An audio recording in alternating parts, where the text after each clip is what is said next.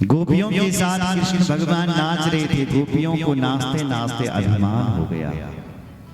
एक गोपी के मन में मान हुआ, बाद बाकी बोले सबको मन में अभिमान रहे थे कि देखो उस परम पिता परमात्मा को हम अपनी इशारों पर नचा रहे हैं। बस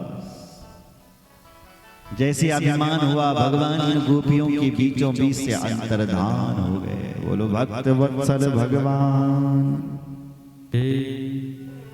अंतर्हिते भगवती सहसेवा व्रजांगना। अंतर्धान हो गए। मतलब अंतर्धान का अर्थ क्या होता है? होते हुए भी दिखाई नहीं दी, अदर्शनम लोप हो गया। जैसे भगवान सूर्य रात्रि को होते हैं लेकिन दिखाई देते हैं क्या? अरे कहीं ना कहीं तो है, किसी देश में तो है भगवान सूर्य, पर यहां नहीं, होती हुई भी दिखाई नहीं दे रही। तो भगवान वहीं थे लेकिन गोपियों को वो दिखाई नहीं। अंतर्हिते भगवती सहसेवा व्रजांगना। अंतर्हित मतलब गोपियों का भगवान हित चाहते हैं, इसलिए अंतर्हित हो गए। गोपियों को जब कृष्ण भगवान नहीं मिले तो ढूंढने लगे लेकिन नहीं मिले। गोपियां रोने लगी।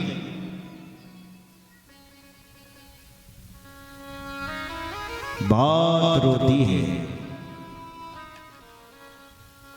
लेकिन कृष्ण भगवान कहीं भी दिखाई नहीं दे रहे।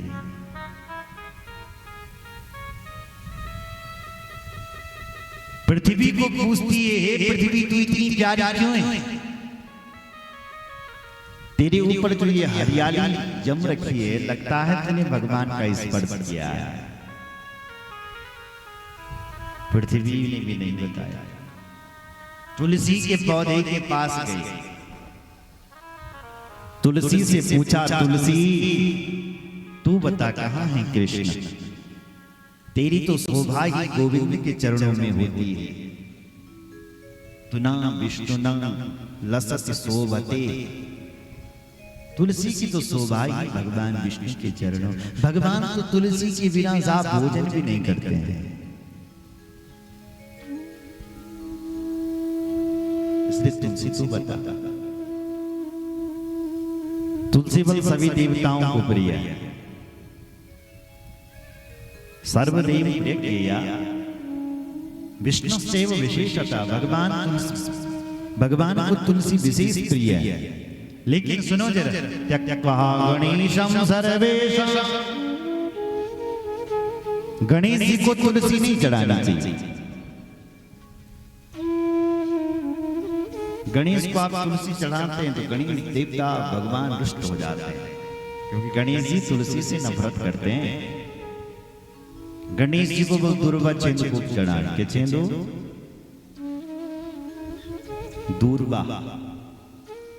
दुर्वा घास। तुलसी नारायण भगवान को चढ़ाना चाहिए। भगवान शिव जी को बेल पत्ती चढ़ाना चाहिए।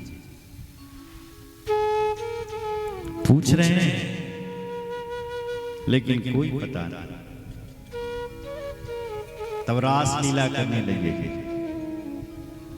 एक कृष्ण बन गई, एक गोपी आकाश में चुनियां उड़ा के कहते, देखो देखो ब्रजवासियों, मैंने गोवर्धन उठा लिया।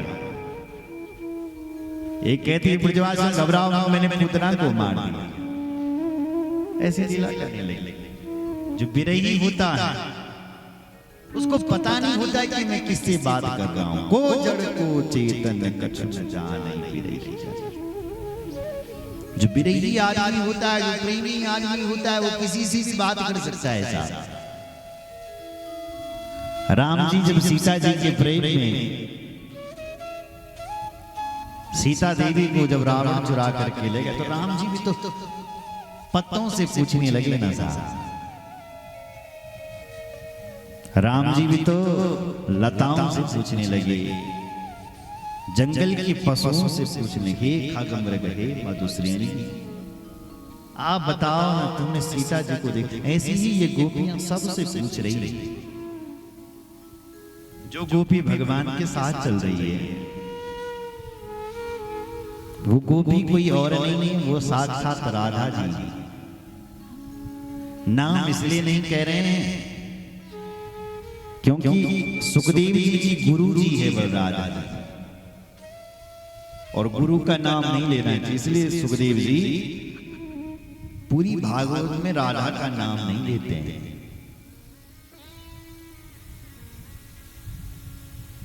दूसरी बात, सुखदेव जी योगी हैं। सुखदेव जी का मुख बिटन जब एक बार शब्द राधा शब्द निकल लो, राधे, तो सुखदेव जी की 6 महीने की समाधि लग जाती है। भगवान सुखदेव सावधान हैं राजा परीक्षित को कथा सुनाने के लिए, इसलिए वो अपने मुख से वो राधा शब्द नहीं बोल रहे, क्योंकि यदि हमने राधा शब्द बोल दिया तो हमारी समाधि लग जाएगी, परीक्षित को कथा कौन सुनाएगा, इसलिए राधा ही नहीं बोल रहे हैं। जो गोपी भगवान के साथ जा रही है, वो भगवान से कहती है, प्रभु ना परे हम न चलतुम न यमाम यत्र नीते मना।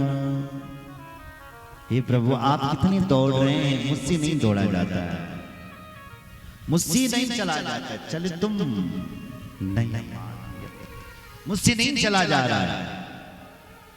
भगवान कहते हैं, देवी वैसे ना चलने लगी, अनुकाम कोड तो कि मेरे कंधे के ऊपर आकर के बैठ जा, स्कंध आरूयताम, मेरे कंधे पर बैठ। तो जो गोपी भगवान के साथ थी, जैसी वो भगवान के कंधे पर बैठने के लिए गई, तो भगवान कृष्ण वहां से भी अंतर्धान हो गए। बोलो कृष्ण चंद्र भगवान की जय। अब वो गोपी रोने लगी, तब तक और गोपियां वहां पहुंची। राधा जी को उठा करके उन्होंने जमुना जी के तट पर लाया, और यहां पर गोपियों ने एक गीत गाया, इस गीत का नाम है गोपी गीत, और कहा, सखी यदि इस गीत को सुन करके भी कृष्ण नहीं आए तो हम अपने प्राणों को फिर यमुना जी में दे देंगे। तो समस्त गोपियां ये गीत गा रही हैं, आइए मिलकर के गाएं। जयति तेधिकं जन्मना व्रजा